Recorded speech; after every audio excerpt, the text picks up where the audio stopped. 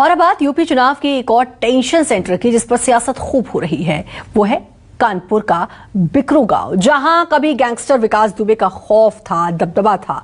पंचायत चुनाव से विधानसभा चुनाव तक सियासी दखल था। अब विकास दुबे तो मारा जा चुका है, लेकिन उसके नाम पर राजनीति करने वाले कम नहीं हैं। यही वजह है कि कानपुर की बिल्हौर विधानसभा सीट पर भी सियासी रंग चढ़ा है। लेकिन बिल्हौर किसके साथ है, ये जानने के लिए न्यूज़ 24 के रिपोर्टर ग्राउंड जीरो पर पहुंचे।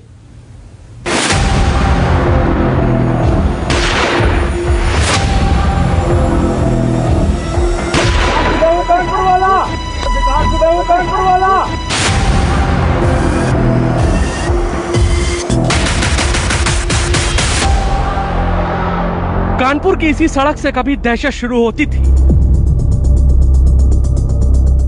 पंडित जी के नाम से मशहूर कुख्यात गैंगस्टर विकास दुबे की।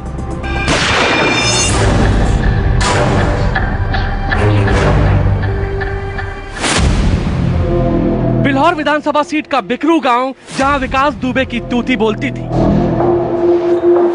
जहां उसका खौफ था, जिस गांव की गलियां 2 जुलाई 2020 को 8 पुलिस वालों के खून से रक्त रंजित हो गई। हालांकि इसके बाद विकास दुबे के एनकाउंटर ने उसके आतंक पर विराम लगा दिया। यह बात 2020 की है, लेकिन 2022 के विधानसभा चुनाव में उसके एनकाउंटर पर सियासी रंग चढ़ चुका है। यही वजह है कि बिल्हौर आज सियासत का बड़ा हॉटस्पॉट है। इतनी दुर्भावना इस समाज के प्रति कि जहां आपने 40 ब्राह्मण समाज के लोगों को जेल में बंद कर रखा है, कितनों की गाड़ी फिसल गई और निकले और शूट आउट कर दिया। लेकिन क्या बिल्हौर और बिकरू विकास दुबे के आतंक से आजाद हुआ है? चुनावी सीजन में जानने के लिए न्यूज़ 24 रिपोर्टर ने ग्राउंड जीरो पर पहुंचकर कड़कड़ाती ठंड के बीच बिल्हौर के बढ़ते सियासी तापमान को महसूस किया। तो कानपुर और कानपुर देहात के उस बॉर्डर पे हैं जहां कभी विकास दुबे की तूती बोलती थी।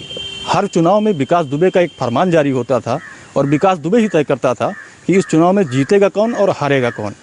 हम यहाँ के यूथ से बात करते हैं कि आखिर पहले की स्थितियाँ क्या थीं और अब वर्तमान समय में क्या स्थितियाँ होंगी। लोगों ने हमें क्या बताया, ये जानने से पहले समझिए विधानसभा चुनाव में विकास दुबे का टॉपिक ट्रेंडिंग क्यों है।